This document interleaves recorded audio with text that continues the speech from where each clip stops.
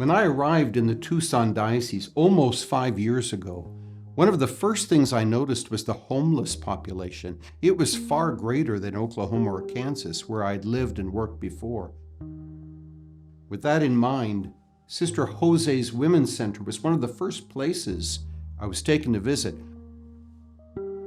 I was immediately impressed that the women received there were not simply cases to be addressed, but people to be cared for. Indeed, they were welcomed as one would welcome Christ, and at the heart of it all was the executive director, Jean Fedigan. I am always thrilled that there is someone who has a vision and has a knowledge of a step-by-step process to get from here to there. And Jean has always impressed me as someone who has that vision, but also has the ability to get from a starting point to an end point. Sister Jose serves a very special need in our community. It wasn't long ago that Jean came to the realization that there were no shelters for just women. You will find shelters for families with children, but there wasn't a shelter for just women. So when Jean saw that, she saw that there was a need that was not being met, and Sister Jose meets that need. Before long, we knew that these women needed a place even during the day to come out of the heat. So Jean's leadership, Jean's vision helped to form this new service through Sister Jose Center to meet this need for these very special group of women. Well, I think Jean brings a unique skill set.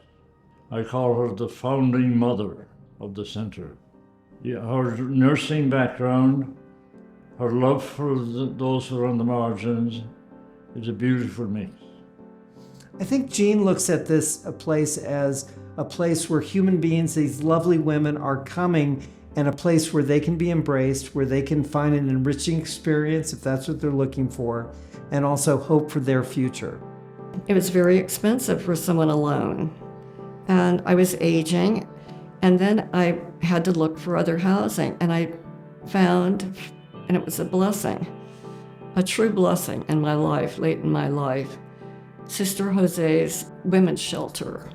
And I've been there less than a month, and I've partaken in myriads of different relationships, which is what I was hungering for and had to have for me to feel I had a full life.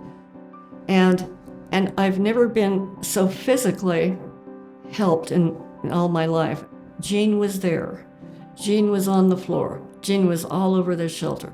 Jean was not just overseeing it, she was part of it. Rather than thinking I can go on the streets, I looked up places to check out for homeless shelters. And Sisters Jose's just kept coming into my mind. I was in a very, very bad place in my head. And these people, these women, such a blessing. They took me in. And it's such a rewarding experience being here. And the sisters, because that's what it is, it's a sisterhood. When she comes out and starts talking to all the girls at the dinner table, her eyes light up, and when she sits down and talks to you, she's talking to you. That woman is pure grace.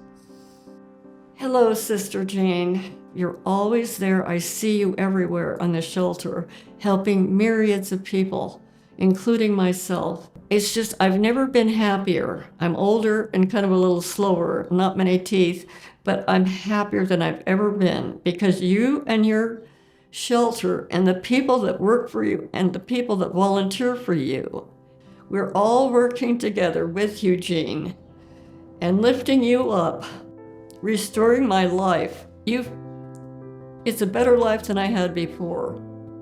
Thank you. This has been crazy amazing because especially Jean has treated all these women and all the people who volunteer, treat these women with dignity, love, and respect, and come to them from wherever they're coming from and give them the kind of assistance that they really need. Jean, I truly am so grateful and blessed to know you. To me, you are such a beautiful woman. Jean has become a very dear friend of mine. And we are very God-blessed in the ways in which the Lord has called us to be together in ministry.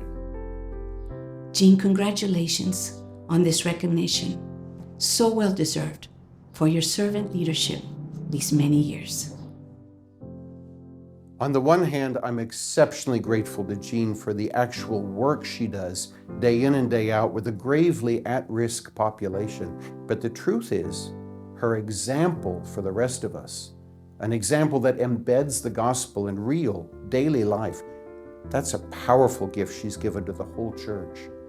She's pointing the way to how we can be better, more authentic disciples ourselves. How can we not be incredibly grateful for that?